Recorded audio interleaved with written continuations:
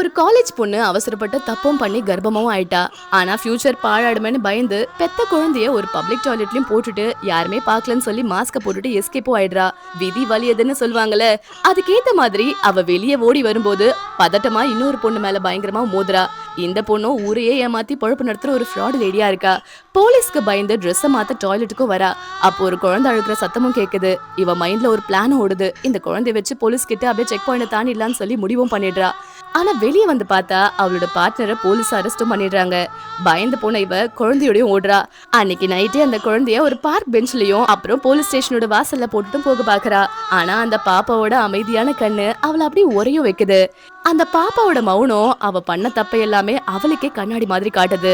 மனசு உடைஞ்சு போன இவளும் அந்த பாப்பாவை தானே வளர்க்க முடிவு பண்ணி அந்த குழந்தைக்கு ஒரு அழகான பேரை வச்சு அன்னில இருந்து திரும்பி புது வாழ்க்கையும் வாழ ஆரம்பிக்கிறா. இந்த குழந்தைய உயிரே நினைச்சு வளர்க்க ஆரம்பிக்கிறா. இவளுக்கு சூப்பரா பாட வரும்னு தெரிஞ்சதுமே ஒரு மியூசிக் டீச்சர் கிட்ட கூட்டிட்டு போய் சான்ஸும் வாங்கி தரா. எல்லாம் நல்லா போகும்போது ஒரு செக்கப்ல இந்த அம்மாக்கு கடைசி ஸ்டேஜ் பிரெயின் கேன்சர் இருக்குன்னு தெரிய வருது. தனக்கு காலம் கம்மி தான், ஆனா இவளோட ஃபியூச்சர் செட்டில் ஆகணும்னு சொல்லி ரொம்பவே பிளான் பண்றா.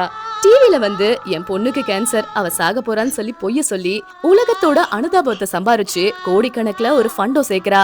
ஆனா 6 வருஷத்துக்கு முன்னாடி ஜெயிலுக்கு போன அவளோட பழைய பார்ட்னர் இப்ப ரிலீஸ் ஆகி வெளியில வராரு. உண்மையை சொல்லிடுவேன்னு மிரட்டி பணத்தையும் அவன் பறிச்சுட்டு போறான். கடைசியில இந்த பொண்ணோட ஆல்பம் ரிலீஸ் ஆன ஃபங்க்ஷன்ல அவன் எல்லா உண்மையும் வேற சொல்லிடுறான். இவ்வளோ நாளா ஹீரோவா இருந்த அம்மா இப்ப வில்லியாவும் ஆயிடுறாங்க. கம்பெனிக்காரங்க இதனால கேஸும் போடுறாங்க.